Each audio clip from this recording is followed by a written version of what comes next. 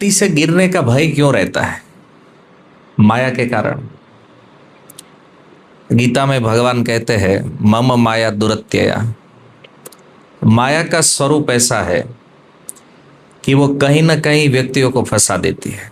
ये शुद्ध भक्त होते हैं उनके लिए ये ज़्यादा कठिन नहीं है, लेकिन साधक अवस्था में माया का प्रभाव बहुत खतरनाक होता है।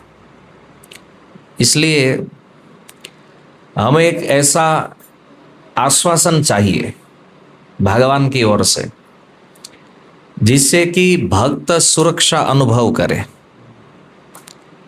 तो नरसिम्हा भगवान जो है ये हमारे लिए सबसे बड़ा आश्वासन है। तो असुर की प्रवृत्ति यदि है तो उनके लिए यही भगवान भय प्रकट करते हैं, और भक्ति की प्रवृत्ति है, दैवी प्रवृत्ति है, तो उसमें भगवान ही अभय प्रदान करते हैं। दो चीज है। अच्छा, आप देखिए इस अवतार में सबसे मुख्य बात क्या हुई है कि नरसिम्हा भगवान जब प्रकट हुए तो भगवान प्रकट हुए तो वो इतने क्रोध में थे।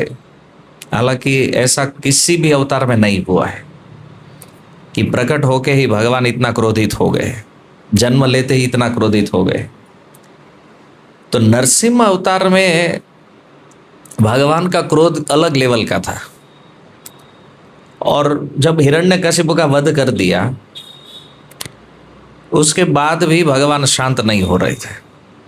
तो हिरण्यकशिपु को मारने के बाद जब वो सिंहासन पर बैठे तो सिंहासन पर जैसे ही बैठे अब इतने क्रोधित थे,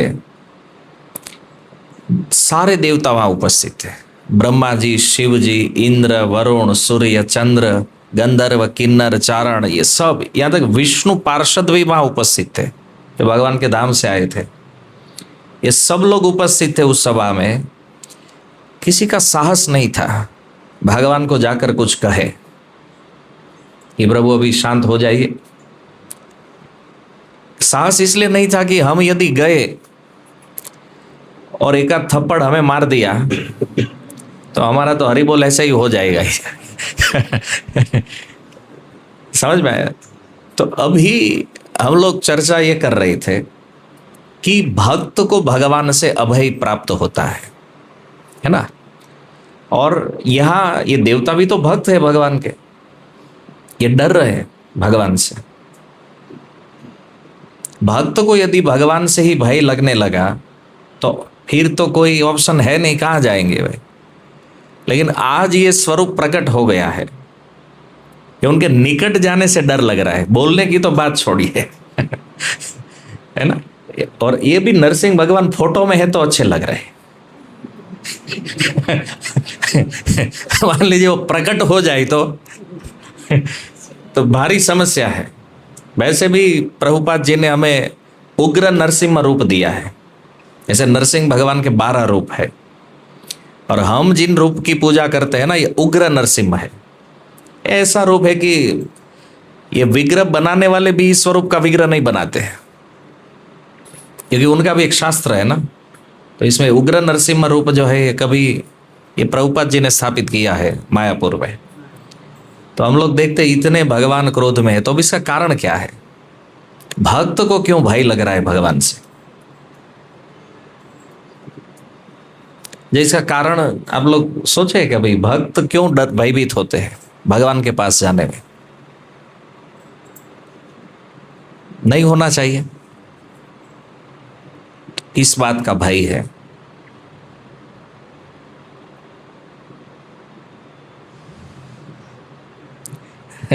हम नरसिंह आरती तो प्रतिदिन करते हैं, तो ये हमको पता होना चाहिए भक्त क्यों भयभीत होगा।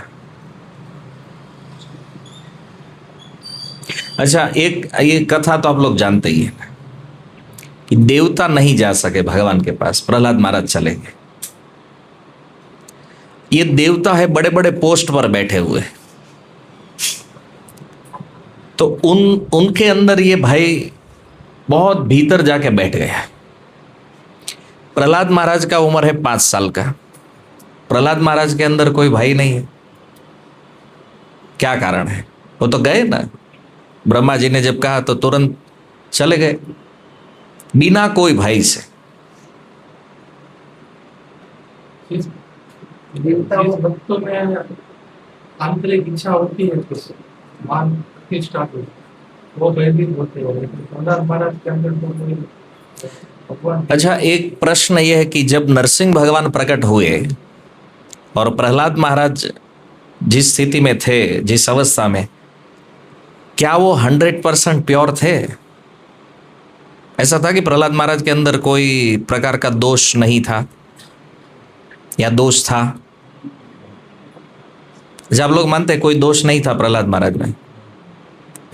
अच्छा, श्रीधर स्वामी लिखते हैं अपनी टीका में कि प्रहलाद महाराज जब भगवान के पास गए, जैसे ही भगवान को प्रणाम किया, भगवान के चरण स्पर्श किए, भगवान ने अपना हस्त कमल उनके सर पर रखा, उसी समय प्रहलाद महाराज के सारे भौतिक कल्मश दोष नाश हो गए। ये श्रीधर स्वामी का स्टेटमेंट है। यदि दोष नहीं था तो नाश क्या किया भगवान ने?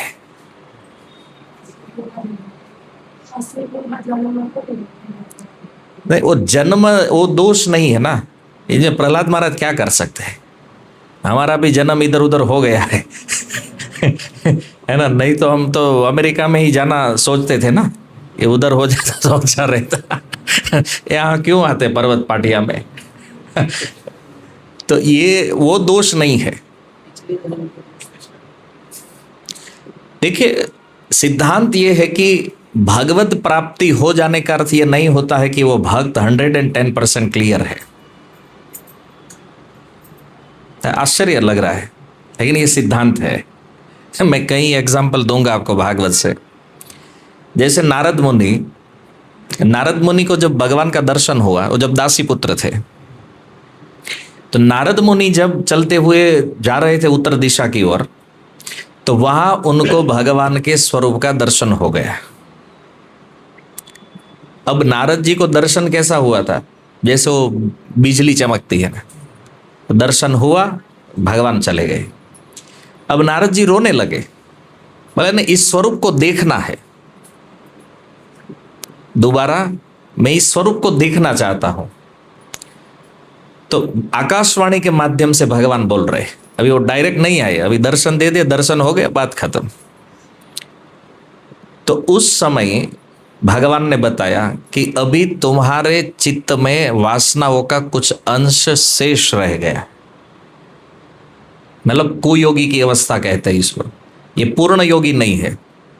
यहाँ वो प्रथम स्कंद में वो शब्द आया है उस श्लोक में, कुयोगी कहते हैं उसको। अब ये कुयोगी है, इसका अर्थ है कुछ कलमश है, तो अब जो भी होगा वो नेक्स्ट जन्म में होगा। और दूसरे जन्म में वो बने नारद जी, ब्रह्मा जी की गोद से प्रकट हुए। फिर वहाँ शेष भजन साधन हुआ, जिसके फल स्वरूप भगवान की प्राप्ति हो गई। भगवान ने वो वीणा दी और तब से वो नारायण नारायण कर रहे हैं, समझे? ऐसे ही मुचकुंद महाराज का एक उदाहरण है दशम स्कंद में, कि वो काल यवन जब भागा, भगवान उनके पीछे भागे, और उस गुफा में जाकर जब वो छिपे, अपना पीताम्बर मुचकुंद महाराज को उड़ा दिया भगवान ने। काल यवन को लगा यही आके छुप गया है, एक लात मारा, मुचकुंद महाराज जगे, वो तो जलकर भस्म हो गया।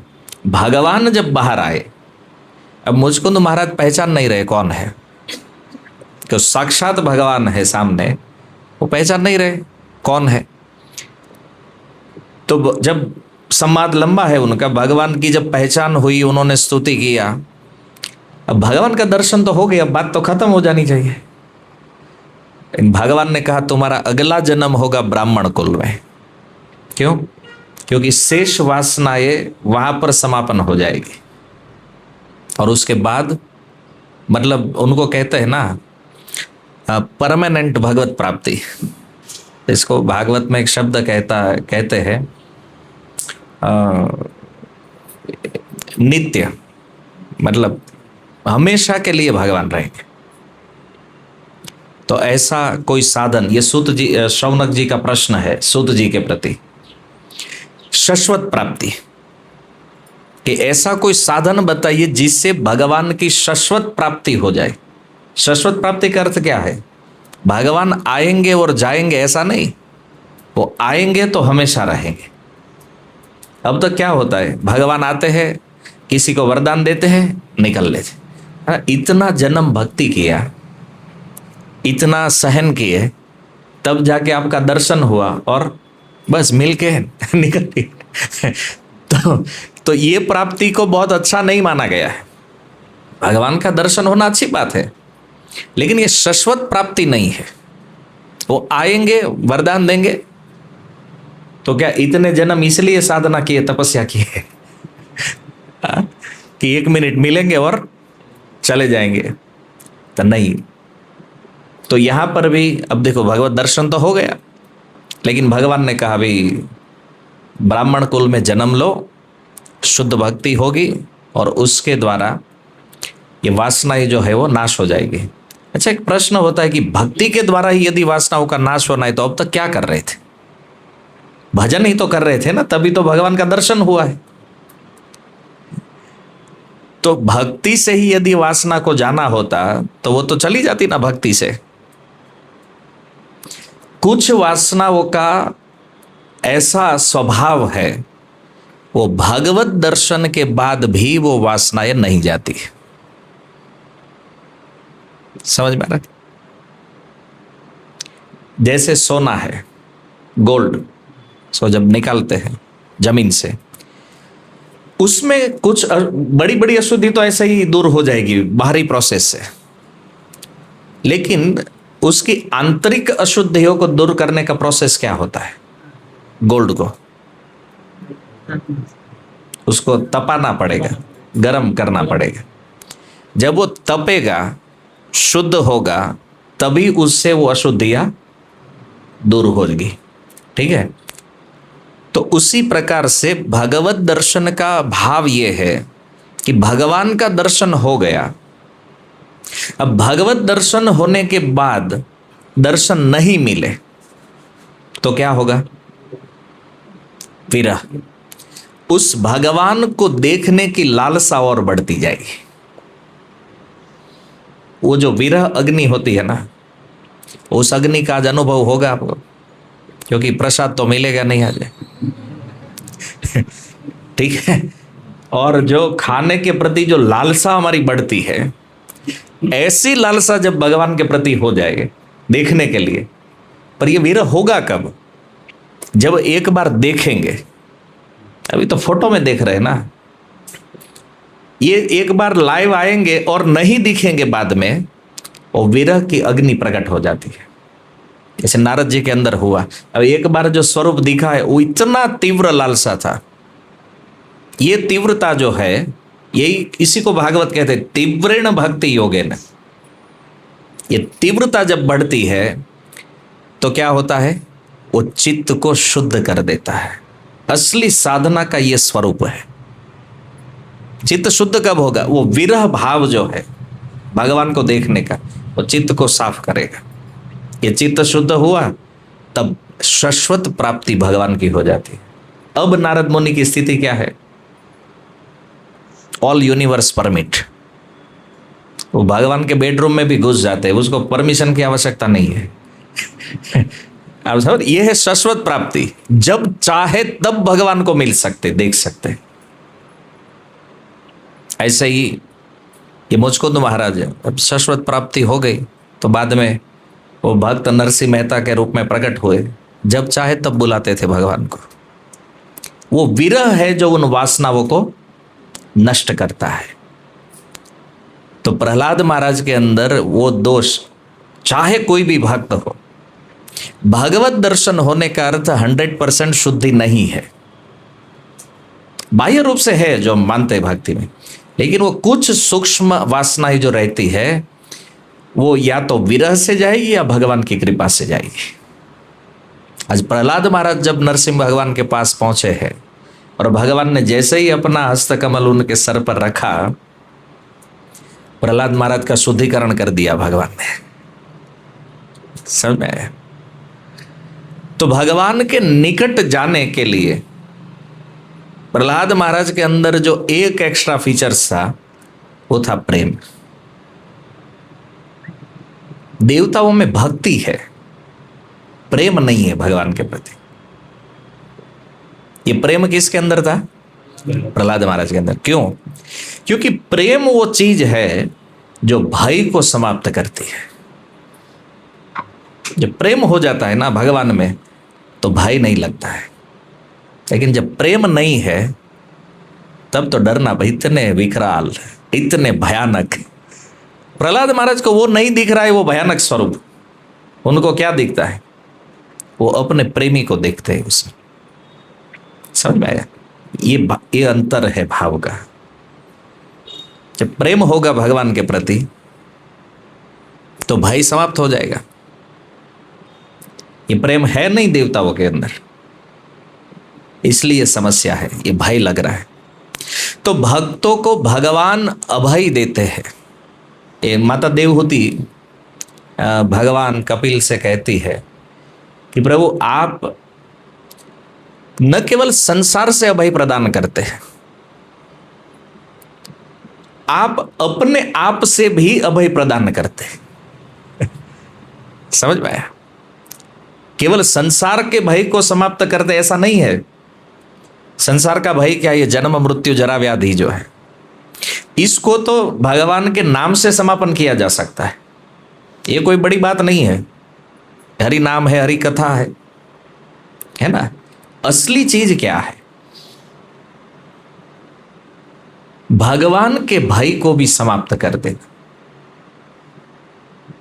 भगवान से भय लगता है ना, कभी कभी लोग कहते हैं हम किसी के बाप से नहीं डरते हैं, तो भगवान से डरते हैं। तो काय का भक्त है भाई? जिससे प्रेम करना है उससे यदि भय लगे, प्रेम होगा कैसे बताइए? हाँ बात समझ में आ रही है? जिसको प्रेम करेंगे उससे डरेंगे, प्रेम का आदान प्रदान कैसे होगा? ये संभव नहीं है। देवता नहीं कर पा रहे, चाहकर भी ये नहीं हो रहा है। क्यों? स्वभाव में नहीं। चैतन्य महाप्रभु ने इस प्रेम को दिया है जो भगवान के भय को भी समाप्त करता है। अब प्रहलाद महाराज पहुंच गए भगवान के पास, तब भगवान ने अपना एक अद्भुत गुण प्रकट कर दिया। आप लोग जानते हैं ये कौन सा गुण प्रकट किया है भगवान ने? वात्सल्य। ओके, और निर्भयता। अच्छा, मुझे लगता है आप लोग भागवतम ठीक से पढ़ते नहीं है। देखिए, भगवान के अंदर विरोधी गुण भी एक ही साथ प्रकट रहते हैं। जब प्रहलाद महाराज आए भगवान के पास तो भगवान की दो आंखें, एक आंख में करुणा है और एक में क्रोध है। बताइए, आज तक संसार में आपने ऐसा व्यक्ति देखा है जो करुणा और क्रोध को एक साथ प्रकट कर सके? या तो कोई व्यक्ति क्रोधित हो सकता है या फिर करुणा हो सकती है। दोनों चीज एक साथ प्रकट करे ये केवल भगवान कर सकते हैं। ये दुनिया में कितना भी बड़ा एक्टर क्यों ना हो, ये एक्टिंग नहीं कर सकता है। भाव तो एक ही रहेगा ना। यदि करुण भाव में है तो वो करुण रहेगा, या क्रोध में है तो क्रोधित। तो देखिए, भगवान का एक लक्षण ये है कि विरोधी गुणों को भी एक साथ अपने में प्रकट कर सके, इसको भगवान कहते हैं। ये भगवान है। सामान्य जीव ये फीचर्स नहीं, इसमें है ही नहीं।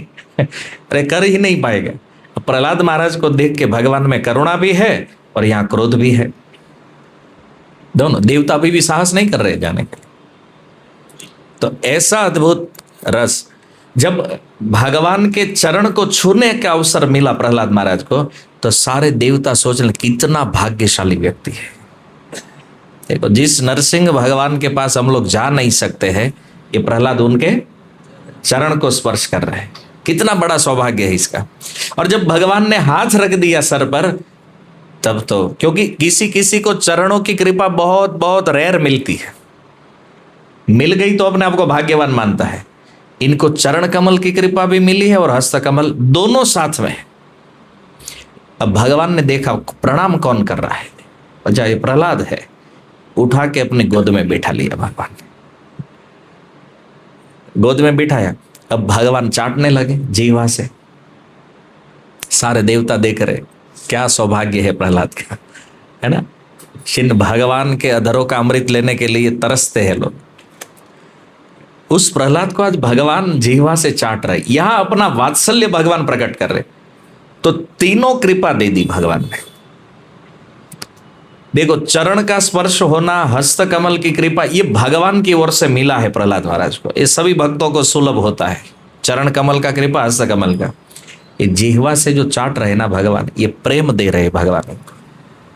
कई बार लोग कहते रहे नरसिंह भगवान की लीला में प्रेम कहाँ ढूंढेंगे, है ना। ये प्रेम से भरा पड़ा है, अपने भक्तों के प्रति प्रेम के, यही तो लीला है इसमें। तो भगवान जीवा से जब वो चाट रहे थे, देवता अफसोस कर रहे थे क्या फायदा ये स्वर्ग के राजा बन के, है ना, इतने बड़े बड़े विमानों में घूमते हैं, क्या फायदा है इन सब चीजों का, जब कृपा है नहीं भगवान की। और ये छोटा बच्चा देखो, ये असुर बना। यदि ऐसी कृपा असुर बन के प्राप्त हो जाए तो देवता बनने से बेटर है कि असुर ही बन जाए, है ना। कृपा से मतलब है ना। बताइए, ऐसे कई होता है ना कि नहीं हम लोग बहुत अच्छे घर में जन्म लिए हैं और हमारे पास ये वो है, कुछ भी है, भक्ति नहीं है तो फिर क्या करेगा भाई, हाँ। गोस्वामी तुलसीदास जी एक बहुत सुंदर बात कहते हैं मानस में, कहते हैं भक्ति बिना सोनर कैसे, लवण बिना बहुव्यंजन जैसे। बिना भक्ति का व्यक्ति कैसा है, 56 भोग तो है लेकिन उसमें नमक नहीं है तो फिर क्या इसका स्वाद रहेगा, है ना। सब कुछ है इस संसार में, लेकिन भगवान के प्रति प्रेम नहीं है तो इन चीजों का कोई वैल्यू नहीं है। यही सोचे असुर कुल में प्रकट हुआ है। देखिए 5 साल का बच्चा है, फिर भी ये प्रेम प्रहलाद महाराज को मिल रहा है। तो देवता तो अफसोस के अलावा और कुछ कर नहीं सकते थे क्या करेंगे बेचारे। स्तुति भी हुई, फिर स्तुति कर रहे थे। प्रहलाद महाराज तो बाद में गए, पहले शिव जी आए। शिव जी ने कहा प्रभु जिनके कारण ये अवतार हुआ है ना, ये तो मर गया है अभी, इसको तो मार दिया, अब क्यों क्रोध कर रहे हैं आप। भगवान ने ऐसे देख लिया, शिव जी हट गए पीछे, बोले आज तो मूड थोड़ा ज्यादा खराब हो गया तो ब्रह्मा जी तो आए ही नहीं पास में, क्योंकि ब्रह्मा जी को लगा कि वरदान तो मैंने दिया था और इस क्रोध में यदि एक थप्पड़ लग गया ना तो एक सर उड़ जाएगा मेरा, 4 में भी 3 ही बचेंगे। वास्तव में वो नहीं जा रहे थे। लेकिन श्रीधर स्वामी एक बात और भी लिखते हैं, जब भगवान प्रकट हुए तो एक श्लोक है कि अपने भृत्य माने अपने दास के वचन को सत्य करने के लिए भगवान इस रूप में प्रकट हुए। तो अच्छा, इसका सीधा अर्थ क्या है कि प्रहलाद के वचनों को सत्य करने के लिए। क्यों? प्रहलाद महाराज ने कहा था ना इस खंबे में है भगवान, तो वहां से प्रकट हुए। तो निज भृत्य भाषितम, अपने दास के वचनों को सत्य करने के लिए भगवान नरसिम्हा रूप में आए। तो श्रीधर स्वामी लिखते हैं कि दास के वचनों को मतलब किस दास के, सीधा तो कथा में दिखता है प्रहलाद महाराज का, लेकिन श्रीधर स्वामी पाद कहते हैं कि ब्रह्मा भी भगवान के भक्त है। भक्तों से तो पूरा ब्रह्मांड में क्या ना, देवता सारे भक्त है भगवान के, लेकिन प्रेम नहीं है। ये प्रेम की कमी के कारण क्या होता है, भय होता है। देखिए पति बहुत बड़ा आदमी है, खूंखार आदमी है, पत्नी डरेगी, लेकिन प्रेम होगा तो वो बाहर कितना भी बड़ा डॉन हो, लेकिन घर में तो वो पत्नी ही डॉन है है कि नहीं, है ना। बाहर जो आदमी होगा बड़ा, लेकिन तो प्रेम इस स्वरूप को बदल देता है। भक्त तो दुनिया में लाखों करोड़ों है भगवान के, प्रेमी कौन है, ये सबसे बड़ा प्रश्न है। तो अब तो ब्रह्मा जी का तो हाँ वो भक्त है, वरदान उन्होंने दिया है, लेकिन इस कथा को ध्यान से देखेंगे तो पता चलेगा भगवान ने ब्रह्मा जी के एक भी वरदान को टूटने नहीं दिया। मतलब अपने दास के सभी वचनों को भगवान ने सत्य सिद्ध किया। तो वहां दो भक्तों का नाम श्रीधर स्वामी ने लिखा कि प्रहलाद महाराज भी दास है भगवान के और ब्रह्मा जी भी, और इन दोनों भक्तों के वचनों को सत्य करने के लिए भगवान इस रूप में प्रकट हुए हैं। फिर भी ब्रह्मा जी समझ नहीं। मान लीजिए, कल्पना करते हैं कि यदि ब्रह्मा जी चले गए होते भगवान के पास, तो क्या भगवान क्या करते? सोचकर उत्तर दीजिए।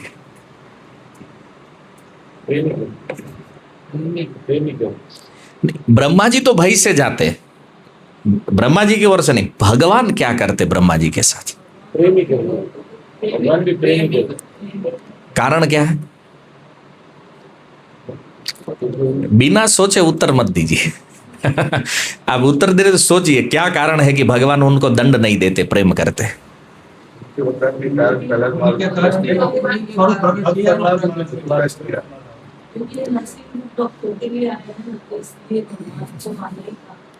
नहीं, ये रूप तो आया है भक्तों के, लेकिन ये दो ही कारण है भक्त इसमें, एक ब्रह्मा जी है और प्रहलाद महाराज।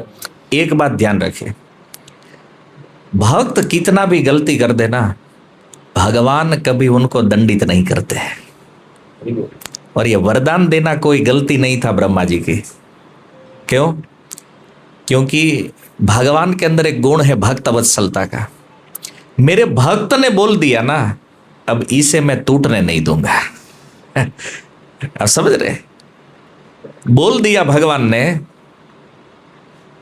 कि मैं भक्त की रक्षा करता हूं, मैं भक्त के अधीन हूं, तो भगवान भक्त के वचन को कभी तोड़ेंगे नहीं।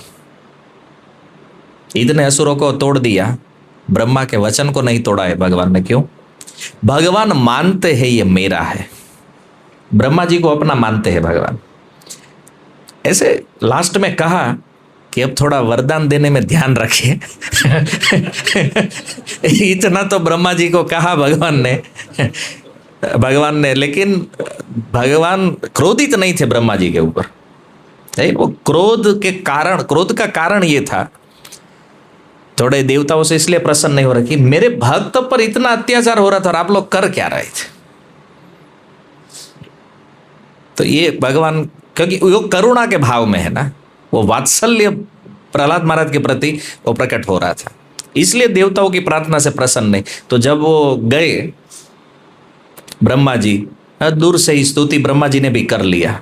बोला भगवान तो सुन ही लेते हैं, इतना निकट नहीं जाना है अभी इस भाव में। और हम लोग अभी कथा में सोच रहे भाई ऐसा कैसा क्रोध होगा भगवान का, ये सब लोग डर रहे। आगे जाके फिर इंद्र आए, उन्होंने स्तुति किया, फिर नाग आए, गंधर्व, चारण, किन्नर, अंत में भगवान के पार्षद जो वैकुंठ में रहते हैं वो भी आए, उन्होंने भी स्तुति, अंतिम स्तुति उनका है। अब उन्होंने स्तुति कर दिया, भगवान प्रसन्न हुए नहीं। अब ब्रह्मा जी को लगा कि जब कोई व्यक्ति बहुत क्रोधित हो जाता है, किसी की बात नहीं सुनता है, तो पत्नी से तो कंट्रोल हो ही जाएगा। तो लक्ष्मी जी को बुलाया जाए। तो लक्ष्मी जी नहीं थी वहां उपस्थित, ब्रह्मा जी ने लक्ष्मी जी को बुलाया। बोले क्या काम है? काम तो यही है कि आपके पति रूठ गए हैं, मान नहीं रहे। लक्ष्मी जी भी अपने भाव में रहती है ना, ऐश्वर्य की देवी है, क्यों नहीं मानेंगे? मुख पद्म भृंग हम लोग गाते हैं ना। मुख पद्म भृंग का अर्थ क्या होता है कि जो लक्ष्मी जी का मुख है वो इतना सुंदर है कि जैसे कोई भंवरा पुष्प के पास मंडराता रहता है ना, ऐसे ही भगवान की दृष्टि लक्ष्मी जी से हटती ही नहीं है। एक अद्भुत प्रेम है लक्ष्मी जी के प्रति भी। ये हम लोग सब स्तुतियां गाते हैं, लेकिन उनका भाव भी जानना चाहिए, बहुत सुंदर भाव है ना। मुख पद्म भृंग, तो ऐसे ही भगवान देखते रहते हैं लक्ष्मी जी के मुख को। तो लक्ष्मी जी को लगा जब इतना प्रेम करते हैं क्यों नहीं मानेंगे हमारी बात। होता है ना, पत्नियों को भाव होता है ना, जब इतना प्रेम है तो मना ही लेंगे कि भाई एक सोने का कंगन दिला दो भाई। तो प्रेम से कुछ भी हो सकता है। तो लक्ष्मी जी को लगा अरे नहीं मानेंगे ब्रह्मा जी, क्या बात है, चलो हम भी चलते हैं। तो हाथ में कमल तो रहता ही है, घुमाते हुए लक्ष्मी जी आ रही है। बैठे कहाँ है दिखाइए। बोले वो सामने बैठे देखो सिंहासन पर। जैसे ही भगवान को देखा, लक्ष्मी जी का भी यू टर्न हो गया वहां से। ब्रह्मा जी बोले आप क्या करें, निकट तो जाए। बोले विवाह के बाद अब तक ये स्वरूप तो नहीं देखा है, इतना है क्रोध में। अब देखिए साक्षात लक्ष्मी जिनके मुख को भगवान देखते रहते हैं हर समय, वो लक्ष्मी आज निकट जाने, ये स्वरूप तो देखा नहीं। लक्ष्मी जी का भी यूटर्न हुआ, तब जाके ये प्रहलाद महाराज को भेजा गया है। तो आप सोचिए कि भक्त के प्रेम का स्वरूप क्या है। आप लोग भागवतम पढ़ेंगे ना, कई जगह पर भगवान के वचन मिलेंगे आपको कि मुझे न ब्रह्मा जी इतने प्रिय है, न शिव इतने प्रिय है, न लक्ष्मी इतनी प्रिय है जितने मेरे भक्त मुझे प्रिय है। क्यों? क्या ब्रह्मा जी में प्रेम नहीं है भगवान का, या शिव जी के प्रति प्रेम नहीं है, या लक्ष्मी के प्रति प्रेम नहीं है? अपार प्रेम है, लेकिन उससे भी ज्यादा प्रेम मुझे मेरे भक्तों के साथ है। एकादश स्कंद में है 14वें अध्याय में, तो ऐसे कई बार आया है भागवत में। तो ये चीज आप समझिए, क्या लक्ष्मी जी प्रिय नहीं है भगवान को?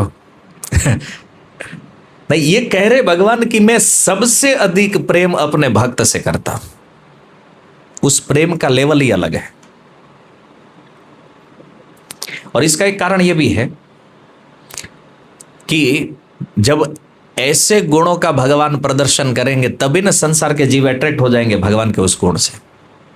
ऐसा नहीं कि लक्ष्मी में कम है प्रेम भगवान का, या शिव जी के प्रति कम है, या ब्रह्मा जी के प्रति कम है, लेकिन भक्तों के साथ ये व्यवहार से भगवान हम जैसे बद्ध जीवों को आकर्षित करते हैं अपनी ओर।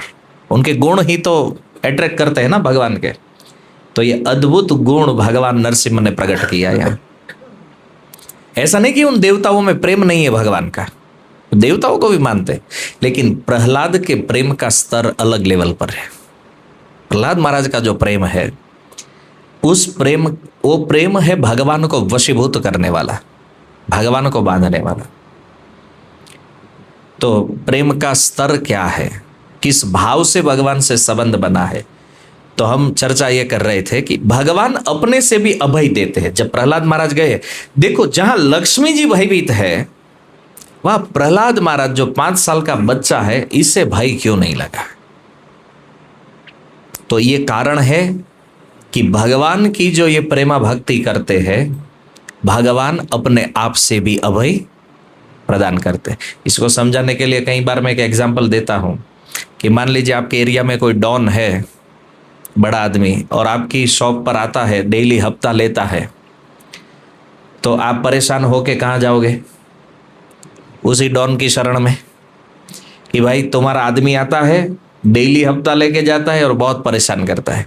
अब वो डॉन बोल दे अब कल से नहीं आएगा, मतलब आपका तो काम हो गया, अब वही मिल गया ना। तो देवताओं का ये स्थिति है, बेचारे जाते हैं और शरणागति लेते हैं भगवान की। असुर बहुत परेशान कर रहे हैं, भगवान अवतार लेके आते हैं, उसको मार, अभी हो गया तो फिर अपनी मस्ती में। समझ, ये कमी है वहां पर। और भक्त में क्या है, वो एक क्षण भी भगवान का विस्मरण नहीं करता है। तो अब डॉन ने अपने आदमी से तो अभय दे दिया, अपना जो व्यक्ति है उनसे तो अभय दे दिया ना, लेकिन वो डॉन से तो डरना पड़ेगा ना भाई। जैसे देवता लोग डर रहे हैं भगवान से, भगवान ने अपनी माया से अभय दे दिया उनको, या किसी भी भौतिक परिस्थिति में अभय दिया, लेकिन वो भगवान से तो डर रहे हैं ना आज। अब उस डर को खत्म करना है तो क्या करना पड़ेगा? उन्हीं की शरण में जाना पड़ेगा, उनसे संबंध बनाना पड़ेगा। संबंध बनने से वो डर खत्म होगा। अब वही डॉन यदि मित्र हो जाए तो भौतिक संसार में ऐसा कम होता है, लेकिन भगवान के साथ क्या होता है कि भगवान अपनी माया से, अपने ये जो भौतिक तत्व जो भी है, जो जीव को दुखी करते हैं या भक्ति में अवरोध उत्पन्न करते हैं, उनसे तो भगवान अभय देते हैं, लेकिन भगवान अपने आप से भी अभय देते हैं। खुद से भक्त को डर नहीं रहता है भगवान से। आज वो नरसिम्हा भगवान की गोद में बैठे हैं प्रहलाद महाराज। और ऐसा ही विकराल स्वरूप। और फिर जब प्रहलाद महाराज ने स्तुति प्रारंभ किया, भगवान ने पूछ लिया उसमें बीच में कि प्रहलाद ये सब डर रहे हैं मेरे इस स्वरूप से, इस भयानक रूप से, तुम्हें भय नहीं लग रहा है? प्रहलाद महाराज ने कहा नहीं प्रभु, एक एक अंगों को बताया, मैं आपकी इन आंखों से भयभीत नहीं हूं जिसमें से आग बरस रही है, न आपके विकराल दांतों से मुझे भय लग रहा है जिससे आप असुरों को चबा गए हैं है ना, मैं इससे भयभीत नहीं हूं, न आपके इस रूप से मुझे भय है। तो भगवान ने पूछ लिया, तो बताओ प्रहलाद, तुम किसी से नहीं डरते हो? मैं, इसका मतलब तो ये हुआ कि तुम्हें भय है ही नहीं? बोले ना प्रभु, ऐसा नहीं है, डर तो मुझे है, भय तो मुझे लगता है। किससे? बोले संसार चक्र से। प्रहलाद महाराज ने बहुत सुंदर उत्तर दिया है, मैं भयभीत तो होता, ऐसा नहीं मुझे किसी का भय नहीं है, मैं डरता हूं इस संसार चक्र से। अब देखो, भगवान की गोद में बैठे हैं और ये बात कर रहे संसार चक्र की। क्यों? प्रहलाद महाराज को तो जन्म मृत्यु में आना नहीं है, संसार चक्र से भय क्यों है उसे? वो देखते ही प्रभु, ये जो अन्य जीव है ना, ये जो बार बार जन्म लेते हैं, बार बार मरते हैं, इसे देखकर मुझे दुख लगता है। ये भक्त का भाव है।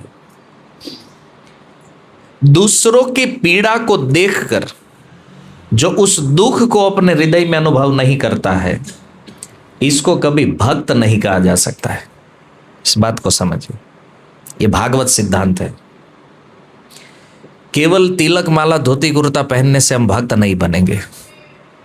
भक्ति भाव का नाम है, ये स्वभाव में होना चाहिए, ऊपरी रूप से नहीं।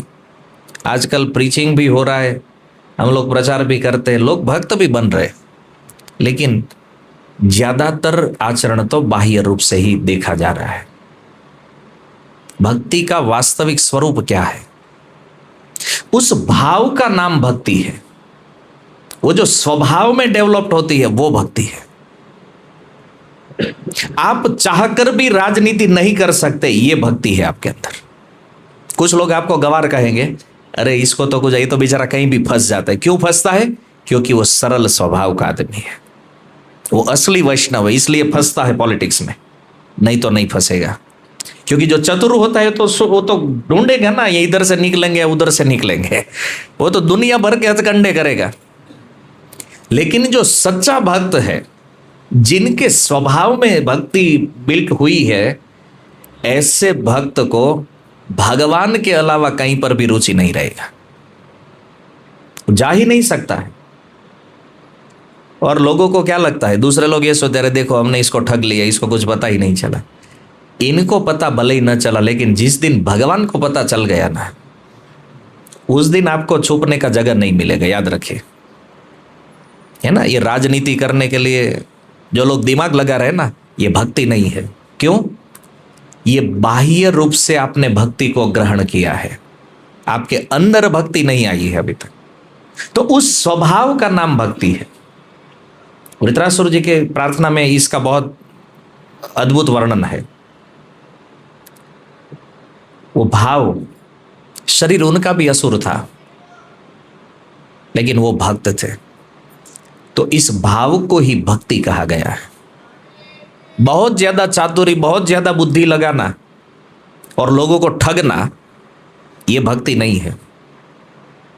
आपको क्या लगता है, मरने के बाद फिर भी गोलोक मिलेगा? हाँ? अपने कांड को देखिए, थोड़ा उसका एनालिसिस करिए कि हमने क्या क्या चीटिंग किया है भक्ति में, और इस भ्रम में बिल्कुल मत रहिए कि ऐसा करते हुए हम भगवान को पाले। कुछ मिलने वाला नहीं है भाई। श्रम एव ही केवलम, जो भागवत कहता है, वही हो जाएगा। और हम लोग केवल 16 माला और 4 नियम पर भरोसा रख के बैठे हैं। ना, इतना हो जाएगा, हम गोलोक पहुंच जाएंगे। भाई ये मिनिमम है, ये तो आपको एंट्री कराने के लिए। उसके बाद क्या है, वो भाव ही जब नहीं हुआ है तो बहु जन्म करी यदि श्रवण कीर्तन तब न पाए कृष्ण पदे। ये प्रेम कभी डेवलप नहीं हो सकता है।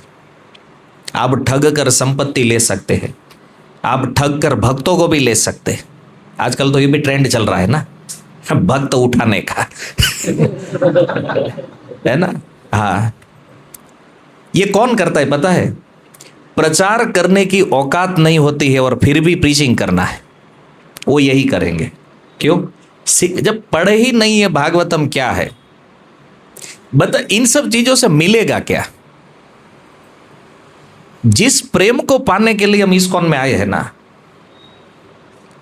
वो प्रेम तो इससे, ये कांड से तो नहीं मिलने वाला है, ये लिख कर रखिए। फिर आपको नहीं मैं तो 16 माला, 16 क्या 1600 माला भी डेली कर लीजिए, आपका कुछ नहीं हो सकता है।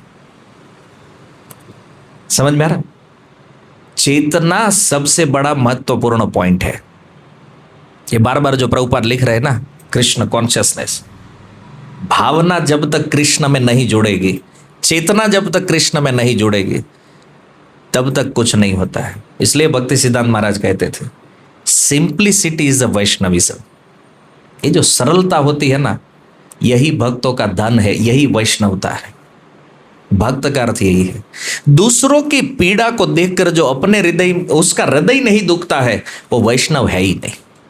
कितना भी सीनियर का थप्पा लगा के चल रहा हो, चलने दीजिए, मरने के बाद पता चलेगा कौन सीनियर है और कौन जूनियर है। समझ में आ रहा है? ये सब नाटक से कुछ प्राप्त नहीं होगा। इसलिए हमारे आचार्य कहते थोड़ा करो लेकिन अच्छा करो। बहुत बड़ा भजन नहीं करना है, ये दिखाना नहीं है मैं डेली 64 माला कर रहा हूं। 16 माला भी कैसा हो रहा है ना, उन पर फोकस करिए। क्योंकि थोड़ी महानता प्राप्त करने के लिए, देखो मैं 64 कर रहा हूं डेली, किसके लिए कर रहा है भाई? तो अपने लिए कर रहा है। और आजकल देखा गया 64 करने वाले और 108 वाले भी पॉलिटिक्स में लगे। इस हरि नाम का फायदा क्या है बताइए? समझ में आ रहा है? 100 माला डेली हो रहा है लेकिन फिर भी पॉलिटिक्स हो रहा है। इस हरि नाम का फायदा क्या है? जो आपके ही चित्त को नहीं बदल सका है, आप क्या दूसरों को प्रचार करके बताएंगे इससे आपका कल्याण हो जाएगा? आप खुद तो देख लीजिए अपना स्थिति क्या है। इसलिए गुरुजनों के आश्रय में रहकर जब तक इस चीज को सीखेंगे नहीं, केवल पढ़ने से नहीं पता चल जाता है कि भक्ति कैसे करनी, न केवल सुनने से पता चलेगा भक्ति कैसे करनी। ये साधु संग में रह के उन साधुओं से जब तक इसका टेक्निक नहीं सीखा जाएगा, जीवन में कभी पता नहीं चलेगा। आप कभी नहीं जान सकते मुक्त कैसे होना है, बाहर कैसे निकलना। और केवल पढ़ने सुनने से यदि हो जाता तो भागवतम किसके पास नहीं है भाई? गीता किसके पास नहीं है? समझ में आया? तो पीड़ा का अनुभव, ये भागवत 8वें स्कंद में समुद्र मंथन प्रसंग, जब भगवान शिव ने विष पी लिया ना, सुखदेव जी कहते हैं कि भगवान किससे प्रसन्न होते हैं? संसार में कोई जीव दुखी है, उस दुख को देखकर, उस दुख को जो अपने हृदय में अनुभव करता है, हालांकि आप उसका कुछ हेल्प नहीं कर रहे, आप उसको मदद करें या न करें, केवल उनकी पीड़ा को अपने अंदर अनुभव कर लेता है वो जीव, और उसका हृदय द्रवीभूत हो जाता है। इस पर भगवान तत्काल प्रसन्न हो जाते हैं। इसी को यदि हमारे गुजराती में कहे नरसिंह मेहता का वचन, वैष्णव जन तो तेने रे कहिए जे पीड़ पराई जाने रे। देखो ये एक ही भजन ऐसा, यदि कोई समझ गया ना वैष्णव कैसे बनना है, वो पूरा टेक्निक उसको पता चल जाएगा एक ही भजन में। और उसका पहला लाइन ये है, दूसरों की पीड़ा को जो समझ सकता है यही वैष्णव है। और आजकल तो देखते दूसरों को पीड़ा देने से फुर्सत नहीं है भाई है ना? ये क्या दूसरों का कल्याण करेंगे? पीड़ा देना नहीं है भाई, उस पीड़ा को अनुभव करके उस करुणा के द्वारा यदि उस जीव की सेवा हो सकती, ये करना है। इसी से भगवान प्रसन्न होते हैं, ये भागवत कहता है। और हम लोग कहीं अन्य जगहों पर माथा फोड़ रहे हैं अभी, नहीं ये इतना करूंगा तो हो जाए, दूसरों का जो होना हो मेरा हो जाएगा। कुछ नहीं होगा भाई। इस सिद्धांत प्रहलाद महाराज इसलिए कहते हैं, प्रभु मेरे हृदय में भय भी ये है और दुख भी ये है, और इसलिए आप क्या करिए, एक काम करें, इस संसार में जितने भी जीव है सबका कर्म मैं भोगूंगा, मुझे नरक भेज दीजिए, और इस सारे जगत में जितने जीव है सबको आपके धाम में ले जाइए। आज भगवान भी विवश है, कहते प्रहलाद ये मैं नहीं कर सकता, क्यों भक्त को वो ऊपर क्यों रखते हैं भगवान? भगवान ने कहा एक ब्रह्मांड को मुक्त कर सकता हूं, एक ब्रह्मांड, सबको नहीं। ब्रह्मांड तारीते शक्ति धरे जने जने, हमारे वैष्णव भजन में आया है ना, एक एक भक्तों में शक्ति होती है एक एक ब्रह्मांड का उद्धार करने की। लेकिन कब? जब ये प्रहलाद महाराज की तरह उस पीड़ा को जब हृदय में अनुभव होगा कि ये जन्म मृत्यु का कष्ट कितना है, ये करुणा जब प्रकट होती है ना, तब जाके कोई ये साहस करता है। सोचिए कितनी करुणा है प्रहलाद महाराज के अंदर। सारे संसार के जीवों जितने भी कर्म बंधन में है, वो सारा कर्म बंधन मैं लूंगा, और इसके लिए मुझे हजारों करोड़ों अनंत साल नरक भोगना पड़े, प्रहलाद महाराज के मैं तैयार हूं। बदले में इन सारे जीव को आपके धाम में जाने दीजिए। कितना बढ़िया ऑफर था, बिना कुछ किए हम लोग चले जाते। लेकिन भगवान ने कहा ये नहीं हो, क्योंकि नियम से विरुद्ध है ना, प्रकृति के भी कुछ अपने नियम है। भगवान एक ब्रह्मांड को मैं भेज सकता हूं, तो तत्कालीन एक ब्रह्मांड का उद्धार, तो ऐसे भक्तों की आवश्यकता है जो एक भी होगा तो पूरे ब्रह्मांड को तार देगा। प्रहलाद महाराज ने कहा ये भाई तो मुझ में है प्रभु, स्तुति में जब बताया। और मैं तो वास्तव में कुछ अलग श्लोक लेने वाला था, तो वो श्लोक तो अभी खुला ही पड़ा है और कुछ अलग ही चर्चा में हम लोग चले गए।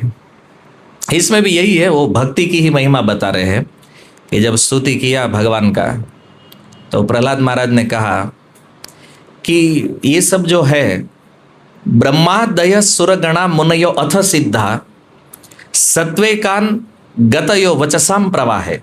ये प्रभु ये जितने भी सारे लोग हैं, ब्रह्मादय ब्रह्मा आदि सुरगण, ये जो देवता गण है, इन्होंने इतने सुंदर सुंदर श्लोकों से इतनी धारावत वचसाम प्रवाह है आपकी स्तुति की है, फिर भी आप प्रसन्न नहीं हुए प्रभु।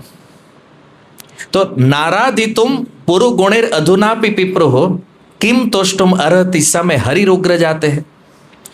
तो बताइए प्रभु, इतने बड़े बड़े देवताओं की स्तुति से आप प्रसन्न नहीं हुए हैं, मैं तो फिर भी तमोगुण में असुर शरीर में रहने वाला एक सामान्य जीव, मैं आपको कैसे प्रसन्न कर सकता? सबसे पहले श्लोक में प्रहलाद महाराज ने अपना दैन्य प्रकट किया है। और दैन्य क्या है? यही कि जब देवता आपको प्रसन्न नहीं कर सके प्रभु, तो मैं एक छोटा सा बालक आपको कैसे प्रसन्न कर सकता हूं। कितना बढ़िया भाव है, देखिए, है ना। तो ये दैन्य जो है ना, ये शरणागति में सबसे पहला लक्षण है। और दैन्य नहीं है तो फिर क्या करेंगे? दैन्य का अर्थ होता है दूसरों को महान मानते हुए अपने को तुच्छ मानना। देखिए सब देवताओं का कैसा सम्मान। प्रहलाद महाराज ने ये नहीं कह रहे देखिए आप लोग क्या स्तुति कर रहे हैं, आपको पता नहीं है, आपसे तो भगवान प्रसन्न हुए नहीं, अब देखो मैं कैसे करता। हमारा होता तो ऐसा चलता, लेकिन ये प्रहलाद महाराज देखे, कहते इतने बड़े बड़े ये जो देवता है, इससे प्रभु आप प्रसन्न नहीं हुए, तो फिर मैं कुंती महारानी की स्तुति देखे प्रभु, ये सब बड़े बड़े जो है मुनि अमलात्म महापुरुष, ये आपको प्रसन्न नहीं कर सकते। कथम पश्येमहि स्त्रिय, मैं तो एक सामान्य स्त्री हूं, मैं क्या आपको प्रसन्न करूं? और वास्तविकता है कि उनसे ही भगवान प्रसन्न है। तो प्रहलाद महाराज ने भी कहा जब ये श्लोक, तो भगवान ने कहा देखो प्रहलाद, मैं स्तुति से प्रसन्न नहीं होता। तो प्रहलाद महाराज ने कहा मैं जानता हूं आप भक्ति से प्रसन्न होते हैं। तो भगवान ने कहा ठीक है, आप बताइए भक्ति से कैसे, भक्ति से मैं कैसे प्रसन्न हो जाता हूं? तो दूसरे श्लोक में कहते हैं मन्ये धनाभिजन रूप तपश्रुतोज तेज प्रभाव बल पौरुष बुद्धि योगा नाराधनाय ही भवन्ति परस्य पुंसो भक्त्या तुतोष भगवान गजयूथ पाया। प्रहलाद महाराज ने कहा कि प्रभु भले ही मनुष्य के पास संपत्ति हो, राजसी परिवार हो, रूप सौंदर्य हो, तप बहुत तपस्या हो, श्रुतो मतलब बहुत अच्छी शिक्षा हो, ओज दक्षता हो, तेज कांति हो, प्रभाव, प्रभाव का अर्थ तो आप समझते हैं, प्रभाव बल यानी कि शारीरिक शक्ति, पौरुष माने उद्यम करने की क्षमता, बुद्धि बहुत तेज बुद्धि है, योग सारे प्रकार के योगों में जो एक्सपर्ट है। किंतु प्रहलाद महाराज कहते हैं नाराध ना यही भवंती परस्य पुंसो, कहते हैं मेरी समझ में ये आता है कि इन सारी योग्यताओं के बाद भी आपको कोई प्रसन्न नहीं कर सकता है। अब प्रहलाद महाराज ने सारा छेद उड़ा दिया। अब हम यदि इन चीजों को पाने का प्रयास भी करें, ये जो भी यहां बताया गया है कि सौंदर्य, तपस्या, शिक्षा, दक्षता, बुद्धि, योग, जो भी लेने का प्रयास करें, अब ये तो भगवान को प्रसन्न कर नहीं सकता है। इस अर्थ इसके पीछे जाने का कोई मतलब ही नहीं है। तो भगवान प्रसन्न होंगे कैसे? तो कहते भक्ति से। कैसे? भगवान तुतोष गज युथ पाय, मतलब प्रभु मनुष्य की बात छोड़िए, वो गजेंद्र को स्मरण कर रहे प्रहलाद महाराज। उस हाथी ने स्तुति किया भक्ति से, वो भी था तो स्तुति, लेकिन वो भक्ति उसके अंदर थी, तो प्रभु आप प्रसन्न हो गए। गजेंद्र ने क्या किया? कौन सा तप किया है उसने? कौन सा वो माला जप रहा था डेली? नहीं है ना, भक्ति उनके हृदय में थी, तो आप प्रसन्न हो गए। तो देखिए हर जगह पर, अरे समय क्या, कितना टाइम है? 9 बजे तक, ओके, मैंने मतलब मैं और नहीं जा रहा हूँ ना, तब ठीक। तो देखिए हर स्थान में क्वालिफिकेशन चाहिए। आप यदि किसी ऑफिस में जाएंगे, मुझे मैनेजर बनाओ, क्यों?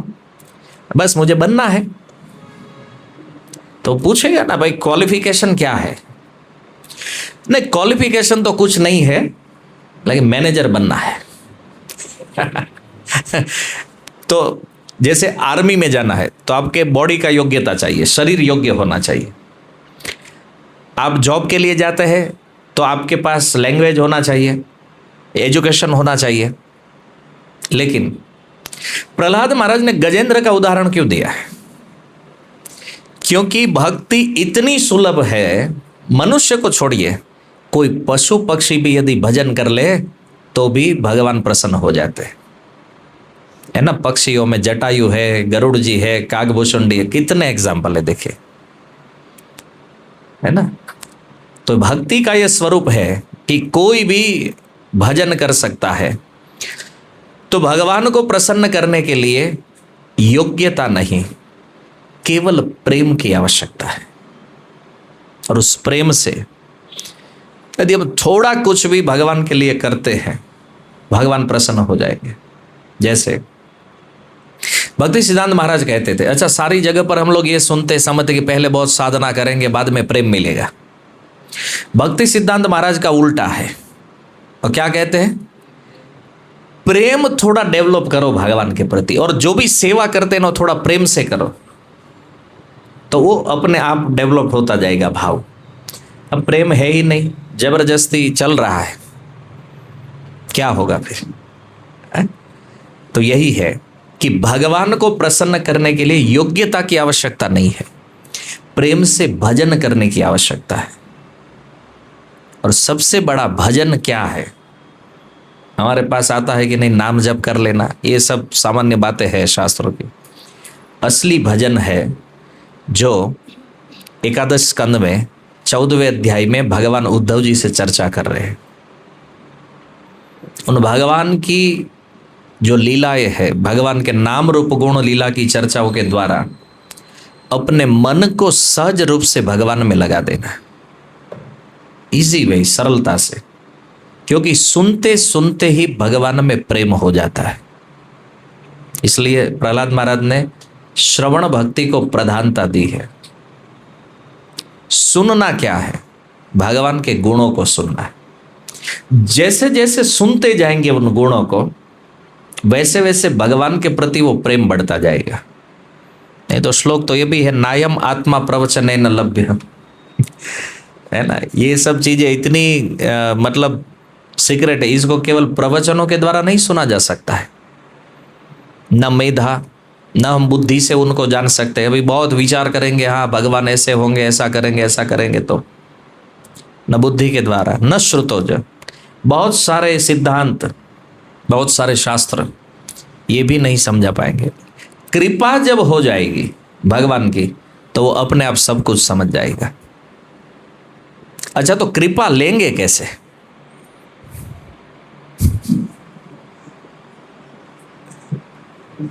भक्ति के द्वारा भक्ति के द्वारा भक्तों से भक्तों से सेवा। हाँ बोलिए, आपके जो भी ऑप्शन है। क्या जो शास्त्र प्रयास। शास्त्र में आदेश है, गुरु का आदेश है, उसको स्वयं स्वीकार करें। श्रवण के माध्यम से भगवान की मान्यता को प्राप्त करते हैं। अच्छा, एक सिंपल प्रश्न है। आप किसी साधु के पास गए, ठीक है, साधु संग आपको मिला है।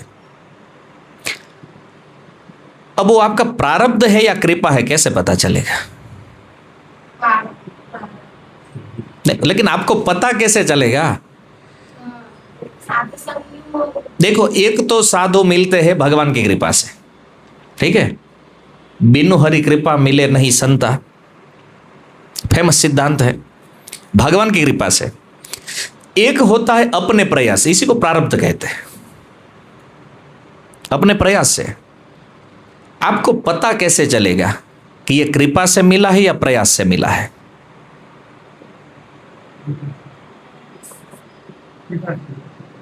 नहीं, मैं वही तो पूछ रहा हूं ना। आपको कैसे पता चले कि मेरे ऊपर भगवान की कृपा हुई इसलिए ये मुझे मिले हैं? ना, ऐसा थोड़ी हो, प्रयास से भी मिल जाते हैं। दोनों के उदाहरण है शास्त्र में। सीधा सिंपल बात है, समझते हैं। अगर कोई व्यक्ति शास्त्र फॉलो करता है, शास्त्र के हिसाब से प्रयास करे, ना, वही उसी को तो प्रारब्ध कहते हैं ना। तो मैं वही तो पूछ रहा हूं कि वो प्रारब्ध से मिले हैं या कृपा से, ये पता कैसे चलेगा? भगवान की पति से और भगवान की मान्यता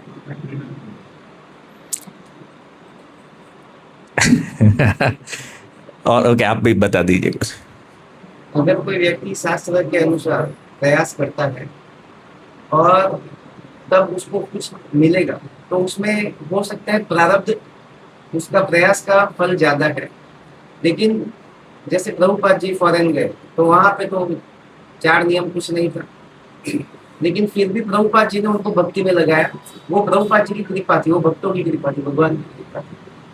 लेकिन यहाँ पे कोई ब्राह्मण परिवार में है, सभी नियम पालन करते हैं, उसके बाद उनको कोई भक्ति का अवसर मिलता है, तो वहां पे प्रारब्ध है, ऐसा समझ सकते हैं। बहुत सिंपल है। आप किसी के पास जाते हैं, ये प्रारब्ध है, और साधु आपके पास आता है, ये भगवान की कृपा है। सिंपल। ज्यादा दिमाग नहीं लगाना है इधर उधर। समझ में आ गया? ये बहुत सिंपल चीज है।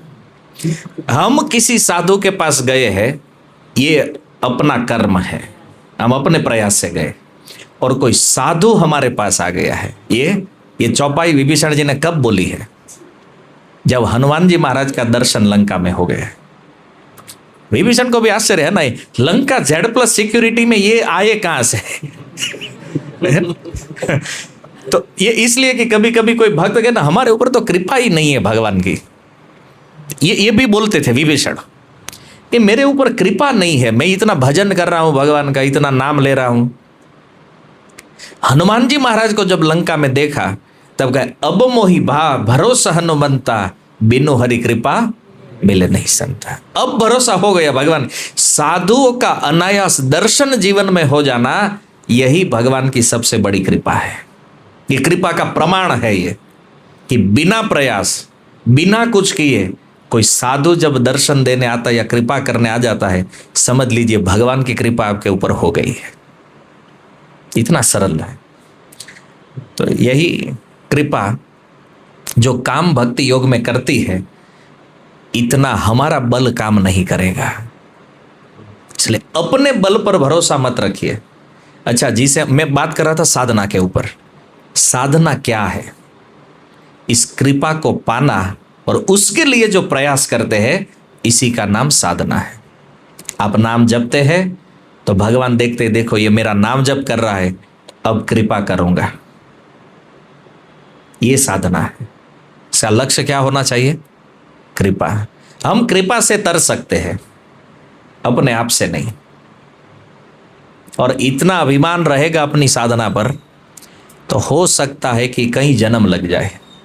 इसलिए कविराज गोस्वामी लिखे होंगे, बहु जन्म करी यदि श्रवण कीर्तन, तब न पाए कृष्ण पदे प्रेम धन। इस प्रेम को पाने के लिए सबसे बड़ा ब्रह्मास्त्र जो है वो क्या है? क्या है? कृपा। यही साधु संग से ही मिलेगी, लेकिन उन साधुओं का संग भी बड़ा दुर्लभ है है ना। दो चीज इस संसार में दुर्लभ है, एक मनुष्य जीवन और दूसरा भक्तों का संग। और ये दोनों आपके पास है तो समझ लीजिए भगवान की 100% कृपा आपके ऊपर है। भगवान की 50% कृपा क्या है? ये मनुष्य जीवन दिया है भगवान। और दूसरा 50% कृपा क्या है? भक्तों का संग मिल गया, अब आपके ऊपर 100% कृपा है। हाँ, हम मानते नहीं, ये अलग बात है है ना।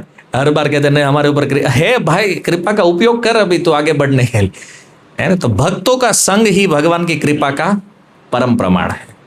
और ये प्रसंग है रामायण में, देखिए हनुमान जी महाराज का और विभीषण जी का मिलना, और विभीषण जी के मुख से चौपाई निकली है। अब मुझे भरोसा, अब तक तो संशय था भगवान की कृपा है या नहीं है, लेकिन आज हनुमान जी महाराज आपको देखा लंका में, आज भरोसा हो गया कि भगवान की कृपा मेरे ऊपर है। और जैसे ही हनुमान जी महाराज का दर्शन हुआ, कुछ ही समय में उनको भगवान राम का भी दर्शन हो गया। समझे? तो ये प्रोसेस है और इस प्रोसेस को फॉलो करना है। तो हमारा प्रयास किसके लिए होना चाहिए? कृपा के लिए। हम जो भी साधन करते हैं ना, नाम जपते हैं, भागवत सुनते हैं, इन सब का उद्देश्य एक ही रखना है कि हमें कृपा प्राप्त करनी है। और कृपा प्राप्त करने के लिए छोटा बनना पड़ेगा, क्योंकि बॉस बन के कृपा कभी प्राप्त नहीं होती है, ये दास बन के ही होती है। इसलिए हमारे नाम के पीछे क्या लगता है? दास। लेकिन हम दास को काट के क्या करते हैं? प्रभु लगाओ तो ये दास को काटिए मत। दूसरे लोग प्रभु लगा देते, बात ठीक है। हमें कोई पूछे प्रभु आपका नाम क्या है, तो चंद्र गोविंद दास, ये नहीं बोलना है प्रभु है, नहीं तो अपने आप में ही इसका स्मरण होने लगेगा, मैं प्रभु हूं समझे? तो गुरु जी ने कितनी बड़ी कृपा करके हमको दास बनाया है ना। क्यों हम उल्टा चलने का प्रयास कर रहे हैं? तो ये नाम ही यदि स्मरण करेंगे ना डेली अपना, तो भी पता चला मुझे दास बनना है। तो जितना छोटा बनेंगे, हमारे गुरुजी हमको बताते थे, छोटा बन के रहिए, सदा सुखी रहिए। ये भक्ति योग का सीक्रेट है। जितना छोटा बन के रहेंगे ना, सब कृपा करेंगे। जिस दिन बड़े हो गए, कृपा का प्रभाव बंद हो जाए। गुरुजी को भी जब पता चल जाता है ना, ये चेला योग्य हो गया है, तो अब वो दिनेर अधिक दया करे भगवान, अब वो अपने दिनहीन शिष्यों पर ध्यान देंगे ना।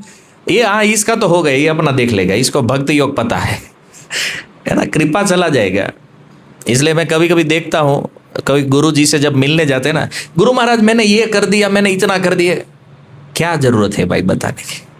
और उसको लगता है यदि बताऊंगा नहीं तो फिर तो मेरा प्रेजेंटेशन होगा नहीं, है ना। ये सबसे बड़ा मूर्ख आचरण है। गुरु जी के पास हमेशा मूर्ख बनकर बैठिए, कुछ मत बताइए।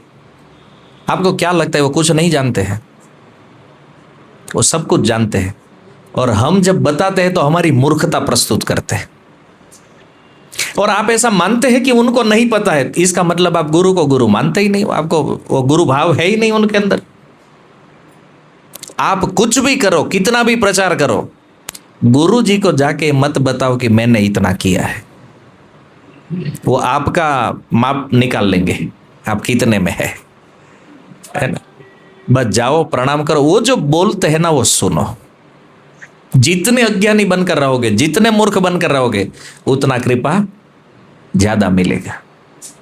और संसार का नियम उल्टा चलता है। नहीं नहीं, पता कैसे चलेगा किसी को मैंने इतना कर दिया है एडवर्टाइजमेंट होगा कैसे तो ये नहीं करना है, ये एडवर्टाइजमेंट करना ये हमारा काम नहीं है, संसार का काम है। और संसार कर रहा है, बड़े बड़े होर्डिंग्स में सब हो रहा है ना तो ये हमारा काम नहीं है, हमने ये कर दिया है। गुरु वो है जिसको सब पता होता है। हम शिष्य होकर बताएंगे तभी पता चलेगा, तो ऐसी बात नहीं है। इसलिए सूत्र यही है कि जैसे प्रहलाद महाराज को भगवान का कृपा मिला है, क्यों? क्योंकि वो दैन्य भाव जो स्तुति में प्रस्तुत हुआ है, इस दैन्य भाव के कारण प्रहलाद महाराज को यह नहीं था रहे मेरे कारण भगवान आए। प्रहलाद महाराज ये भी नहीं मानते इन देवताओं से मैं श्रेष्ठ हूं, क्यों? देखो ये तो पास भी नहीं जा पा रहे और मैं गोद में बैठा हूं। ये विचारधारा नहीं है। दैन्य, मैं असुर कुल में जन्मा हूं, मेरा ये शरीर तमोगुण से ग्रस्त है। भगवान की गोद में बैठकर प्रहलाद महाराज ये कहते हैं मैं तमोगुण से ग्रस्त हूं। हम तो मानने के लिए ही तैयार नहीं है कि हमारे अंदर तमोगुण भी है तो ये बहुत सुंदर स्तुति है। आज के दिन यदि आप लोग पढ़ना चाहे तो भागवतम से पढ़िए। प्रहलाद महाराज का स्तुति बहुत अद्भुत, बहुत सारे श्लोक, शायद 42 या 46 श्लोक में है। अद्भुत स्तुति हुआ है प्रहलाद महाराज का। 7वां अध्याय 9 या 10, शायद मुझे ठीक से याद नहीं है। 9 8, हाँ 9वें अध्याय में 8 नंबर श्लोक से प्रारंभ होगी स्तुति। बहुत सुंदर है। आज के दिन तो ऐसे ही पढ़ना चाहिए और भगवान को भी सुनाना चाहिए स्तुति, क्योंकि प्रहलाद महाराज ने सुनाया है भगवान को ये। तो जब अभिषेक होगा तो आप, ये ब्रह्म संहिता का टोन है इसका, ये जो छंद है ना, तो उसमें आप गाएंगे तो ये पूरा आप गा सकते हैं इसको। जैसे एक श्लोक में आपको गा के थोड़ा बता देता हूँ। मन्ये धनाभिजन रूप तप श्रुतोज तेज प्रभाव बल पौरुष बुद्धि योगा नाराधनाय हि भवन्ति परस्य पुंसो भक्त्या तुतोष भगवान गजयूथ पाय। ठीक है, इसी छंद में सारे श्लोक चलेंगे। तो बहुत सुंदर स्तुति है। आज निश्चित रूप से संध्या के समय नरसिंह भगवान को सुनाइए। तो जैसे प्रहलाद महाराज की स्तुति सुनकर उनका क्रोध चला गया, वो प्रसन्न हो गए, वैसे नरसिंह भगवान हम सबके ऊपर प्रसन्न हो जाएंगे। ठीक है, हरे कृष्णा। शिल प्रभुपाद की निताई गौर प्रेमानंदे। कोई प्रश्न है अब पूछ सकते हैं। 5-10 मिनट। आज तो वैसे भी खाना पीना है नहीं। हाँ, जैसे आपने कहा कि मनुष्य शरीर मिला है तो 50% कृपा है भगवान। तो जो अन्य व्यक्ति भजन नहीं करते, पुष्पों का पानी नहीं देता है, तो वो अपने ओर से प्रयास नहीं करते तो उन पर कृपा नहीं है। ये कृपा का दुरुपयोग है। किसी ने आपको 1 लाख रुपया दे दिया कि चलो भाई बिजनेस करेगा, आगे बढ़ेगा, लेकिन वो लाख रुपया दारू पीने में नष्ट कर दिया, तो देने वाला क्या करेगा? भगवान ने तो दिया है करुणा करके। ये भी गोस्वामी जी कहते कबहुक करी करुणा नर देही देत ईश बिनु हेतु सनेही। भगवान का कोई स्वार्थ नहीं है जीव को ये शरीर देने में, वो तो करुणा की है। क्योंकि बहुत सारी योनियों में जब जीव भ्रमण करता है तो भगवान देखते इतनी योनियों में ये कष्ट पा रहा है, तो क्यों न इस पर करुणा करे, और भगवान उसको मनुष्य बनाते हैं। लेकिन जब वही करुणा का दुरुपयोग करेगा तो ये मानव जीवन चला जाएगा, फिर से उस चक्र में वो लग जाएगा।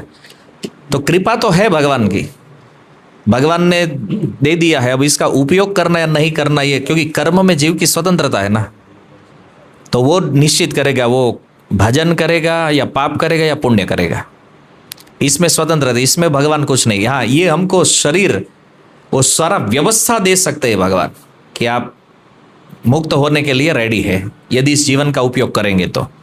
लेकिन अब मुक्त होना या नहीं होना ये जीव की इच्छा के ऊपर डिपेंड है। इसमें हमारे पूर्व जन्म के कुछ नहीं रहते हैं। भक्ति में कर्मों का कुछ विधान नहीं है। ये जो बता रहे हैं कि जो नहीं कर रहे हैं, जो आप बता रहे हैं दुरुपयोग कर रहे हैं, तो उनका पूर्व जन्म में ऐसे कुछ नहीं होते हैं जिससे वो उपयोग कर रहे हैं। पूर्व जन्म का है प्रारब्ध, तभी तो वो मनुष्य बना है। नहीं, भक्ति नहीं कर रहे हैं इसलिए। भक्ति से प्रारब्ध का कुछ लेना देना नहीं है, क्योंकि यदि कर्मों से भक्ति का कुछ संबंध होता तो भक्ति से कर्म महान हो जाता, जो कि सिद्धांत के विरुद्ध है ना। भक्ति कर्म से प्राप्त नहीं होती है, भक्ति प्राप्त होती है भक्त की कृपा से। आपके हृदय में यदि इच्छा हुई, सबसे मूल कारण है आपकी इच्छा हुई कि मुझे भजन करना है, मुक्त होना है, और कोई साधु संग मिल जाएगा आपको, फिर आपका काम स्टार्ट हो जाएगा। यहाँ कर्म से कोई मतलब है ही नहीं भक्ति में, प्रारब्ध इसमें कुछ कारणभूत नहीं है। नहीं तो मैं आपसे पूछ सकता हूं कि आप एक एग्जाम्पल बताइए जिसको प्रारब्ध से भक्ति प्राप्त हुई हो। ये नहीं होता है, वो भी साधु संग से होती है। मान लीजिए आपके यहाँ कोई कीर्तन करने के लिए भक्त लोग आए हैं, आप तो नहीं जानते ये भक्त है, कुछ नहीं पता है, आपको लगा अच्छे लोग हैं, भगवान का नाम ले रहे, चलो थोड़ा जल पिला देते हैं। आपने उसको पानी पिला दिया, अब आपका सुकृति बन गया है। अनायास अनजाने में आपने अपना सुकृति बना लिया है। वो जिस दिन खुलेगा उस दिन आप भक्त बनेंगे। और ये खुलेगा कौन? साधु। साधु संग जब होगा ये सुकृति खुलेगा और आपका भजन स्टार्ट होगा। व्यास जी ने एक श्लोक लिखा है, भाग्योदय में बहु जन्म। तो ये भाग्य के हिसाब ये सुकृति है, भाग्य, वो पुण्य कर्म नहीं है। तो उसका टीका देखिए, जब भी भक्ति में भाग्य की बात होती है तो उसको सुकृति समझना चाहिए। वो सुकृति है, क्योंकि पुण्य के द्वारा यदि भक्ति प्राप्त हो जाती तब तो पुण्य कर्म भक्ति से ऊपर हो जाता। चक्रवर्ती पाद इसका बिल्कुल निषेध कर रहे हैं। तो सुंदर लोग भी सभी सुंदर लोग या पैसे वाले लोग भी भक्ति करते हैं। हाँ, कौन? पैसे वाले लोग या बहुत सुंदर लोग भी भक्ति करते करते नहीं करते तो उसका कारण नहीं। हाँ, यदि कर्म ही जब अच्छा होता तो जिनका कर्म अच्छा है तो वो भी भक्ति करना चाहिए, लेकिन वो नहीं कर रहे। आप देखिए, किसी भी भक्त को मिलिए इस संसार में और उससे एक ही प्रश्न करिए, आपको भक्त किसने बनाया? भक्त ने। तो भक्ति देने का जो अधिकार है ना, ये पूरा खजाना जो है, ये भगवान ने अपने भक्तों के पास रखा है रिजर्व। भगवान भी भक्ति नहीं देते, क्यों? नहीं तो एक जीव को देंगे दूसरे को नहीं देंगे भाई, तो भगवान में पक्षपात का दोष लग जाएगा। बात समझ रहे? लेकिन भगवान तो कहे सम अहम सर्वभूतेषु। भगवान ने कहा मैं सम हूं, सम है तो एक को भक्ति दिया दूसरे को नहीं दिया। तो भगवान ने कहा ये डिपार्टमेंट रखना ही नहीं है अपने पास, इसको भक्तों को दे दिया, आप जिसे चाहे बांटो। समझ में आया? तो भक्त की सेवा अज्ञात में की जाए, यही सुकृति है, और वही प्रकट साधु संग से वो सुकृति खुल जाएगी और मुक्ति हो जाएगी। साधु भक्ति कर रहे हैं तो हम देखते हैं कि प्रहलाद महाराज अपनी दीनता प्रकट कर रहे हैं, लेकिन हम भक्तों के संग रहकर भी हम तो दीनता मानते नहीं, अपने आप को दीन नहीं मानते। अब ये तो बाहर से आएगा नहीं माता जी। ये जैसे हमें को करने के लिए प्रयास तो करना ही पड़ेगा, लेकिन फिर भी हम नहीं कर पाते। आप भजन करिए और सुनिए अच्छे से। श्रवण कीर्तन सही दिशा में चला तो ये दैन्य अपने आप प्रकट हो जाएगा। जैसे पेड़ को झुकाने से पेड़ झुकेगा नहीं, फल जैसे ही लगेगा वो अपने आप झुकेगा। ये जो दैन्यता का गुण है ना, ये बाहर से नहीं आएगा। ये आजकल चलता है हमारे यहाँ भी, अरे प्रभु जी हम तो आपके दास है, ये है ना, अति भक्तिर चोरेर लक्षण प्रभुपाद कहते थे। करते नहीं हम लोग। नहीं, वो मन में तो है ही कि ये कहां से आ गए, अभी इसको प्रणाम करना पड़े, ये भाव है, और उसको दंडवत मारते। समझ रहे? ये नौटंकी बंद करना पड़ेगा। आपके अंदर भाव नहीं है, खड़े रह जाइए, मत प्रणाम करिए। लोग 2-4 दिन देखो ये बड़ा अभिमानी है, भले बोले, वो ठीक है। हम अपने स्वभाव में तो रहना सीखे पहले, है ना। और चैतन्य महाप्रभु कहते हैं ये विनम्रता का जो गुण है ना, ये बाहर से हम नहीं डाल सकते अपने अंदर। कितना भी हम वाणी से विनम्र हो जाए, दूसरों को हाथ जोड़ने लगे, दंडवत मार, ये विनम्रता नहीं है, ये देखाव है, दिखावा, जैसे हिंदी में कहते हैं ना हम लोग। दिखावा नहीं करना है, हम जैसे हैं वैसे रहेंगे। आजकल लोग कहते तो बड़ा ढीठ भक्त है, ऐसा है, जो भी कहे कहने दो। क्यों? आज हम अभिमानी है, कल भगवान हमारा अभिमान दूर कर देंगे यदि हम सही रहे तो। ठीक है, तो विनम्रता को लाने के लिए श्रवण कीर्तन को ठीक करिए। वो विनम्रता, आपकी भक्ति सही दिशा में जाएगी, आपको विनम्र बनना नहीं पड़ेगा, आप अपने आप हो जाएंगे। ये इसका सीक्रेट है, समझ में आया? लेकिन दिखावा नहीं करना है। विनम्रता नहीं है तो नहीं है, नहीं तो क्या होगा पता है? आप जीवन भर इस दिखावे में आपका पूरा समय निकल जाएगा, पूरा जीवन आप कुछ नहीं कर पाएंगे, कुछ अचीवमेंट नहीं आएगा। लेकिन जैसे ही देखो, भक्ति रूपी लता में जब फल लगेंगे ना, तो पेड़ अपने आप झुकता है। तो जैसे ही हमारे अंदर भक्ति आएगी, विनम्रता अपने आप, ये दैन्य प्रकाशित हो ही जाएगा, ये करना नहीं पड़ेगा। लेकिन हमने कुछ अचीवमेंट किया ही नहीं, हम क्या दैन्य प्रकाशित करेंगे?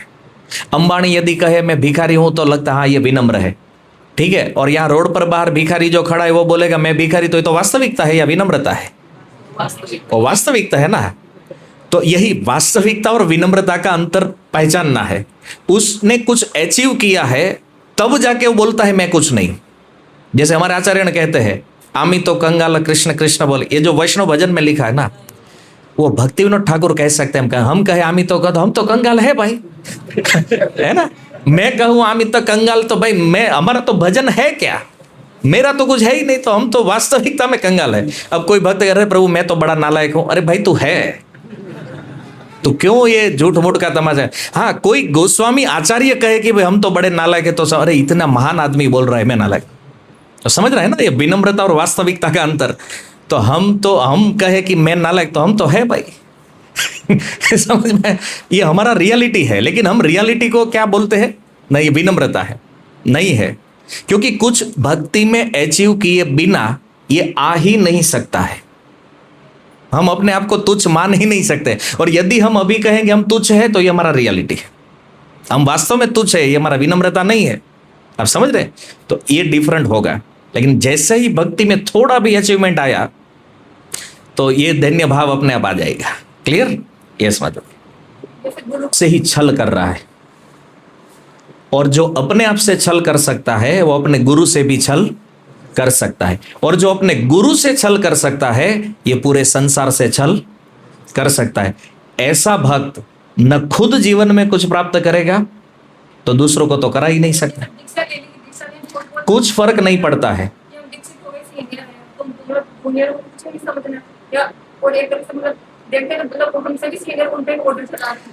ये जो सब चीज है ना, ये सब भौतिक चीजें हैं।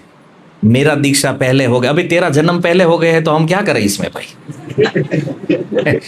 समझ रहे? हमारे यहाँ सूत्र सीधा है, जय भज सही बढ़। जो भजन में आगे है वही बड़ा है। चाहे वो 5 साल के प्रहलाद महाराज क्यों ना हो, आज भी उनका कथा गा रहे नाम, वो सबसे सीनियर है। क्यों? उम्र नहीं देखा जाएगा भक्ति में। जिसका भजन आगे है वही आगे है। और भजन किसका आगे है? वो उनके स्वभाव में, उसके कर्म में दिखेगा। बाकी दीक्षा ले लिया फिर भी झूठ बोल रहा है, चोरी कर रहा है, उठपटांग काम कर रहा है, तो उसकी दीक्षा का क्या वैल्यू है? ये केवल दिखावा। और जो अपने गुरु को छल सकता है, ये दुनिया में किसी को भी ठग सकता है। ये बात ध्यान में रखिए। इससे दीक्षित है या नहीं है कोई फर्क नहीं पड़ता है। भक्ति में एक ही चीज से फर्क पड़ेगा, आपका चेतना कौन से स्तर पर है। सर्वदेव में गुरु में सभी देव देवता वास करते हैं, तो ऐसे भी बोल सकते सर्वदेव में। तो क्या मतलब है इसका? गुरु तो हमारी सभी बातें जानते हैं, लेकिन उन्होंने आदेश भी तो दिया है ना आपको सुधरने के लिए, और आप वो तो कर नहीं रहे। अच्छा, क्या गुरु ने बोला था झूठ बोलना है? गुरु ने बोला था इसको ठगना है?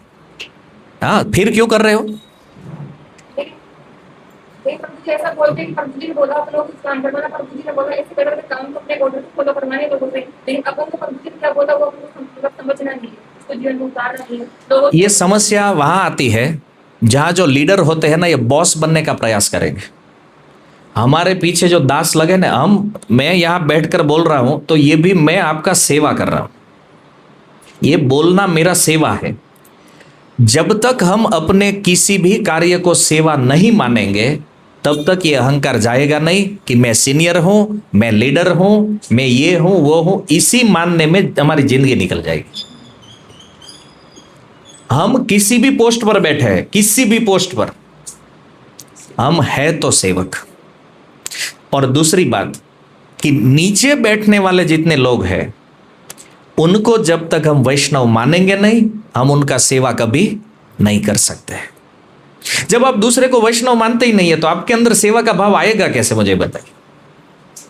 आप सामने वाले को भक्त ही नहीं मानते, सेवा कैसे करेंगे उनकी?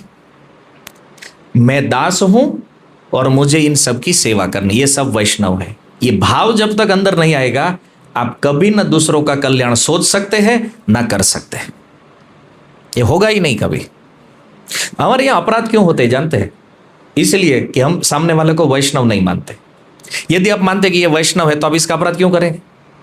गुरु जी ने मना किया है ना वैष्णव अपराध नहीं करना, या बोला है करना है थोड़ा थोड़ा, नहीं मना किया है ना, फिर भी क्यों करते हैं?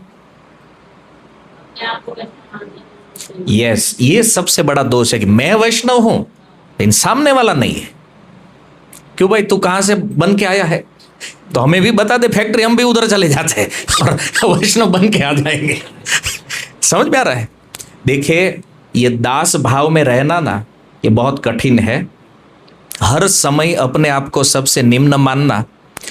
मैं आपको एक सीधा बात बताऊं, एक चीज दिमाग में फिट कर लीजिए, मैं दास हूं, मुझे सबका सेवा करना है, दूसरा करे या न करे मुझे कोई मतलब। ये सोचना भी नहीं कि मैंने इसका सेवा की, ये मेरा क्यों नहीं कर रहा है। आपका खेल ही खत्म हो जाएगा भक्ति का। मैं सबको प्रसाद परोसता हूं लेकिन ये तो कभी हाथ लगाता ही नहीं है बर्तन को। ये सोच जब से प्रारंभ हो जाएगी ना, आपका डाउनफॉल चालू हो जाएगा, आपकी भक्ति खत्म है। एक ही भाव में स्थित रहिए, मैं दास हूं, मुझे सब वैष्णवों की सेवा करनी है। चाहे प्रवचन दे के सेवा करूं, प्रसाद बना के सेवा करूं, कीर्तन करके करूं, किसी न किसी बहाने से मुझे भक्तों का सेवा। आप जीवन में कहीं पर भी नहीं रुकेंगे, ये मेरा मैं भगवान के सामने कह रहा हूं आपको। आपका भक्ति कभी नहीं रुकेगा और ऐसा आनंद आएगा जीवन में कि आप जब करते करते उस आनंद का अनुभव करेंगे।